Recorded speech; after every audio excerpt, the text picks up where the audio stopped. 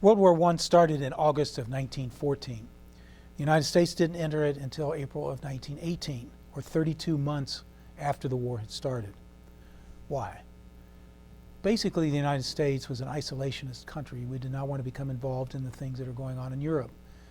Recall that President Washington in his farewell address warned us against getting involved in European affairs, and there's still quite a few people that believed that at that time. As a matter of fact, Woodrow Wilson was running for re-election in 1916 under the slogan, "He kept us out of the war." So for that amount of effort, how did we then we stuck outside the war for that long a period of time, how did we get dragged into it? Even though we were neutral, we leaned towards the Allies. We gave them favorable credit, we shipped them supplies, we sold them food, those kinds of things, while we didn't do that much to the Germans. The Germans, meanwhile, were engaged in acts of terrorism in the United States.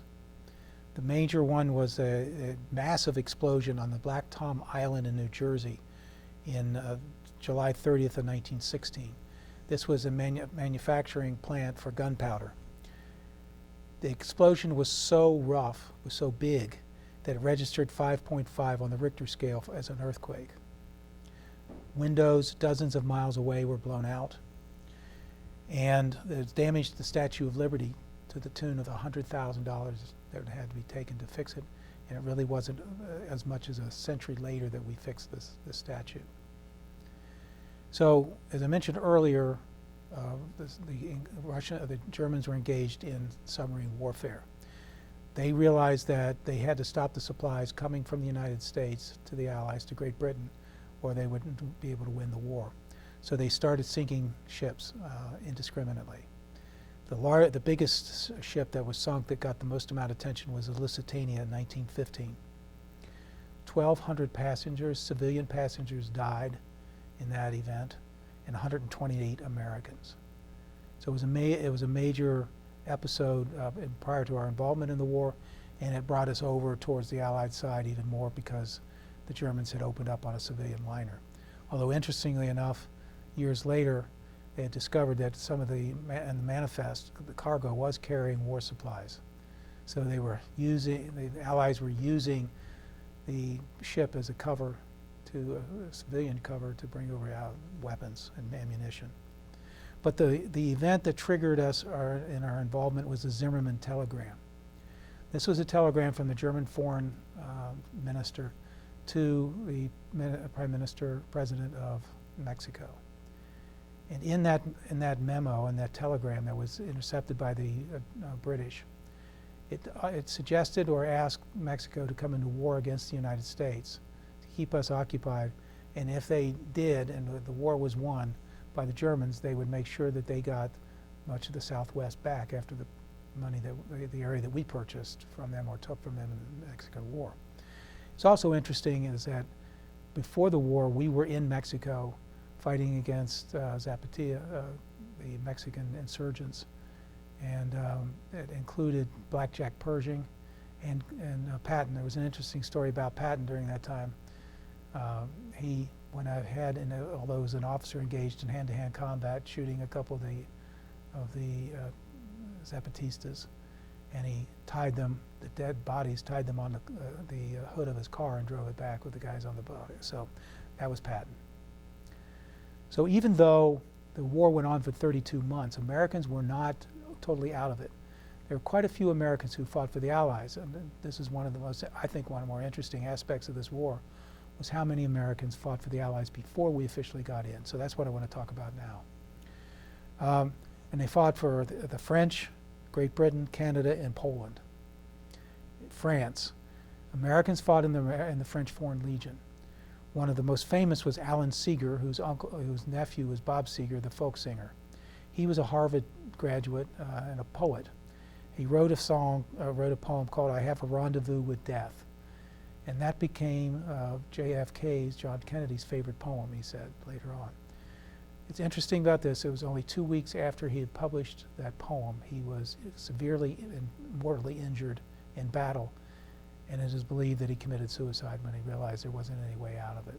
So he has a monument that has been erected to him by the French government as a hero. Another one of the ways that Americans helped the French was something known as the Lafayette Escadrille. If you recall from early American history, the Marquis de Lafayette was a French nobleman who came over to the United States during the Revolutionary War to help us out.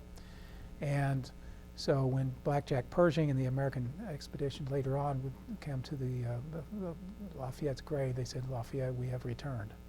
So that was what the Escadrille was, a flying organization. So these were American pilots. They were dashing. They were having the big mustaches and were obviously the same sort of arrogant guys that we know today, cocky pilots. And they had two mascots, two little lion cubs known as Soda and Club, so for Club Soda, hard drinkers. Great Britain, we had quite a few men that fought in the Army of Great Britain, and more than 300 pilots flew in the Royal Air Force during the war.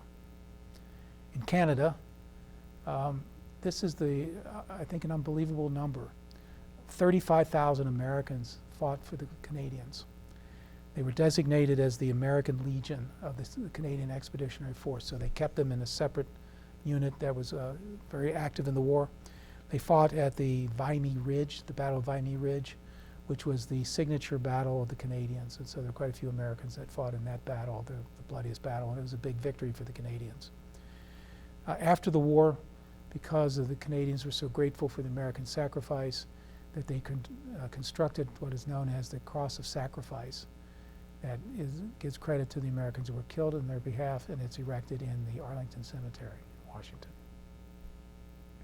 Poland, 23,000 Americans who were recent Polish immigrants or the sons of Polish immigrants fought in World War I. And many of them stayed on to fight in the 1920s. There was a series of wars between the Polish and the Russians. And one man from Milford, John Pattison, who was the son of Governor John Pattison, was a pilot in the Polish army during that wars against Russia in the 1920s. He was a reconnaissance pilot. Now, we were able to identify several Clermont individuals who fought with the Allies before the war. And some of their stories are very interesting. Del Hardy was from Goshen. He was in the Battle of Vimy Ridge, and while he was on R&R visit in Scotland, he met a Scottish girl, and they got married. And most of his story after that we don't know, but he was considered to be a hero in the Canadian Army. Clyde Terwilliger was a Milford High School graduate. He graduated from medical school at the University of Cincinnati and signed up with the British. And during the time as a doctor, he served in the trenches. He was in a hospital ship, and later some of the major hospitals in London during the war. He took a leave of absence and went back to speak at Milford High School to some of the students, and there made eye contact with a young teacher, and they had a very quick and whirlwind romance and wound up getting married as a result of seeing each other across the aisle when he was speaking. And he later served in the U.S. Army in northern Georgia at a hospital there. And one of the last ones we want to talk about is Alice Stewart, who was a Milford High School graduate as well. She became a nurse at Roosevelt Hospital in New York and volunteered to serve in France. So she went early on during the war, served in a small hospital in France that was on the front lines of Verdun, and it was a very bloody war. She saw wounds of almost every kind that you can imagine, and the French awarded her the Croix de Guerre, which is the War Cross. It is a very prestigious thing that she was awarded. The Americans who fought for the Allies swore an allegiance to that country, and as a result of that, it was believed that they lost their citizenship. Now here is, all these men and women that were out over there fighting in the war on behalf of who would become our allies, and they were insisting that they lost their allegiance, their American citizenship. So Congress had to pass a legislation granting them their citizenship if they went into a consulate and just basically swore that they were American citizens. Another unknown aspect of that war.